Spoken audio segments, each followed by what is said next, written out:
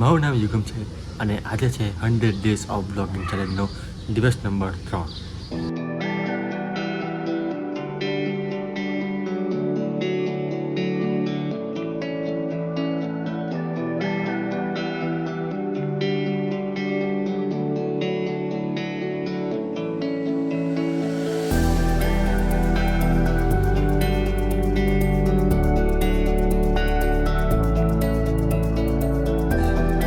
Guys વાગે છે સવારના 10 અને નાઇટ અને મસ્ત ફ્રેશ થઈ ચૂક્યો છું. ચા નાસ્તો બી કરી લીધો છે ને આજે ઘરે કોઈ છે નહીં, મતલબ ચાય વખત પપ્પા મમ્મી છે, ભાઈ ભાભી અને બધા ભાઈ નોકરીઓ છે, બધા ડ્રેસ છે, બધા માસીને ઘરે ગયા છે, એટલે બધા કોઈ છે નહીં એકચ્યુઅલીમાં ખાસ. તો આજે કોઈ મજા મસ્તી કરવાવાળો કોઈ માણસ હોય નહીં ઘરમાં, તો કંઈ નહીં છે. સાચી વાત છે. જ્યારે હું બહુ ખુશ થાવ ને તો તું મારી પાસે માંગ કરે ને તો હું મારા ભગવાન પાસે મોકલું. અને એ એક રૂપિયા ખર્ચા વગર એની પાછળ એમની આર્ટ થાય નદીની મસ્ત ભાઈ આર્ટ થાય મસ્ત સવારમાં 4 વાગે 4-5 વાગે 1000 કિલોમીટર ક્યાં ખેંચી ગયા મારે નહીં જવાય કે માટે. A few moments later. Guys 12 વાગી ગયા છે અને લાઇટ આવજા કરે છે. એક તો રસ્તાનું કામ ચાલે છે એટલે લાઇટ આવજા થયા કરે છે અને લાઇટ જશે જ ઉનાળા માટે ખાસ કરીને. અને એની અને એક વસ્તુ હું કહેવા માંગીશ, 1 મિનિટ સ્ટેન્ડ પર મૂકી દો પછી કહું તમને. તમે ઘરમાં છે ને બેને આરામથી ખુલ્લા મનથી વાત કરવાનું ચાલુ કરો. જો તમે આ વસ્તુ કરતા હો ડેલી ઘર સાથે મમ્મી છે, પપ્પા છે, ફેમિલી ભાઈ ભાભી છે, તો ઘરમાં જે દિલથી વાત ખોલીને વાત કરો, કંઈ બી સંકોચ ના કરો. કેમ કે મેં આ એક્સપિરિયન્સ કર્યો છે અને આ હમણાં 1-1.5 કલાકથી આ જ વાત ચાલતી હતી કે એટલે સત્સંગ ચાલતો હતો ભગવાનનો, અને રીતે આજકાલની વાતો બધી ચાલતી હતી. તો મને એમ લાગ્યું કે ના, આ વસ્તુ દિલનું હોવું જોઈએ અને તમે જેટલું ખુલીને વાત કરશો, જેટલું તમે સાંભળશો. મારી આ આદત છે, પહેલાં મેં બી આવું કરતો હતો કે શું કોઈ સાંભળવાને બહુ ધ્યાન નહીં આપવાનું, સાંભળવાનું બહુ ધ્યાન નહીં આપવાનું. પણ મેં ધીરે મેં અને હાલની વાત કરું મેં તમારા મોટા વૃંદાવન મેં ગયેલો મેં, તો એની બધી વાત ચાલતી હતી કે ત્યાં જવા જેવું છે, કૃષ્ણ ભગવાનનું જે તેમ છે, અને જેની કૃપા હોય ને એ જ કૃષ્ણ ભગવાનના મંદિરે જઈ શકે ને ત્યાં મોટા વૃંદાવનના ત્યાં પગ મૂકી શકે. તો ધીમે ધીમે આ બધી વસ્તુ સમજી, તો મારે તો એ જ એડવાઇસ છે કે ઘરે બેસો અને 1-1.5 કલાક તમે જેટલું ખુલીને ઘર સાથે વાત કરશો ને એટલું સારામાં સારું રહેશે. આ મારો એક્સપિરિયન્સ છે. અને ખબર નહીં કેમ કેમેરા લેન્સ ગંદો હતો એટલે થોડુંક બ્લર જેવું દેખાતું હતું, કંઈ નહીં. અને એક તો ખબર નહીં, આ મારો iPhone 13 છે. iPhone 13માં દિવસમાં એકદમ કમ્પ્લીટ ક્લિયરિટી આવે, પણ લો લાઇટમાં ઠીક છે, બેકાર. અને બે આ રૂમ થોડોક એમ જ છે, બ્લુ પડેલું છે. મારી આદત છે કે ભાઈ થોડુંક એમ ટાઈમ જ રૂમમાં સમજી જાવ ને શું કહેવાના બેન છે. કંઈ નહીં, ચાલો એનીવેઝ. અને કસમથી ને જાણને મેં દ્વારકા ગયો ને, દ્વારકા મારી ભાભીની મારા ભાઈની સાસરી છે, એક જે હમણાં કાલે મહેમાન આવેલા ને એમનું ઘર છે ત્યાં. તો એ પહેલી વાર ગયો ને પહેલી વારથી મને એટલી મતલબ જે કહેવાય ને કે લગાવ થઈ ગયો છે કૃષ્ણ ભગવાન એની બધી જગ્યાથી કે ના પૂછો વાત.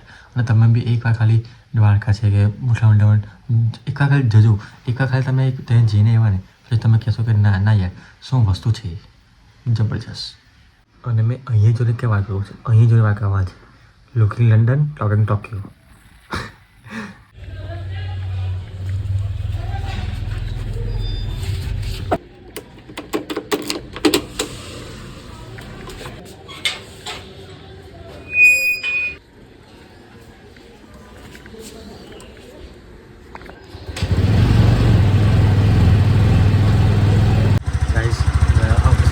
કામ છે એટલે મારે ફટાફટ રાજેશ 1.5 કલાક.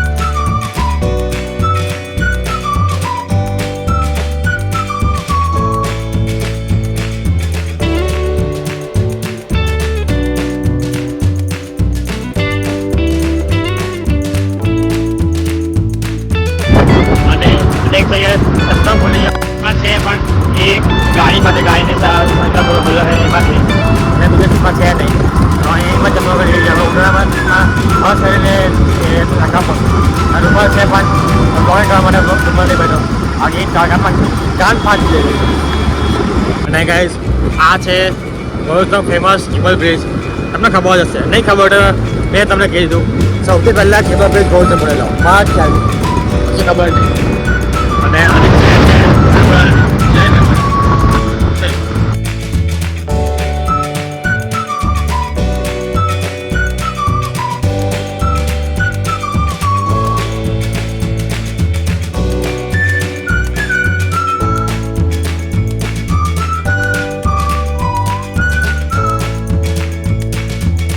અને ગાઈઝ ભરૂચમાં હેલિકોપ્ટર ફરતા થઈ ગયા છે તમને કેમેરામાં દેખાય નહીં ખબર નહીં પણ હેલિકોપ્ટર દેખાય મોટા આટા બ્લોગમાં આવશે બહુ દૂર છે અને બહુ નાનું છે આવી મોબાઈલથી ગાડી ચલાવવામાં મજા આવે જુપિટર એક્ટિવ આવી મેં ચાહતો નહીં પણ આટલું બહુ બે હતી એટલે મૂકો લઈ જાઉં મજા આવી જાય Later that same evening.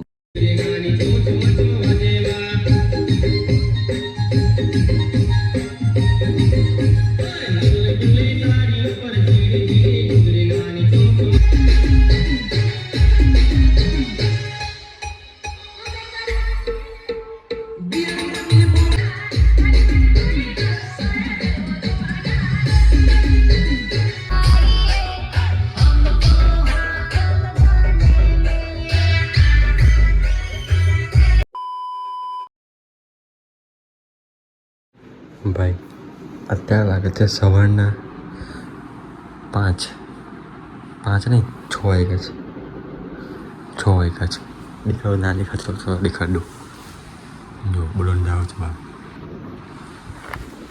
તો એનીવેઝ હવે કાલે સવારે કાલનો બ્લોગ એની કાઉન્ટ ભૂલી ગયેલો એટલે એની કાઉન્ટ શું કરું છું તો અને આટલો વહેલો સવારમાં મેં ક્યાં જાઉં છું તો તમને કાલના બ્લોગો તરફ ખબર પડશે પણ કંઈ નહીં જો તમને આ વિડીયોમાં કંઈ બી સાઉન્ડ આવ્યું હોય તો લાઈક કરજો ચેનલને સબસ્ક્રાઈબ કરજો અને હવે નવા એક વિડીયો સાથે કાલે ફરીથી તો જય શ્રી કૃષ્ણ રાધે રાધે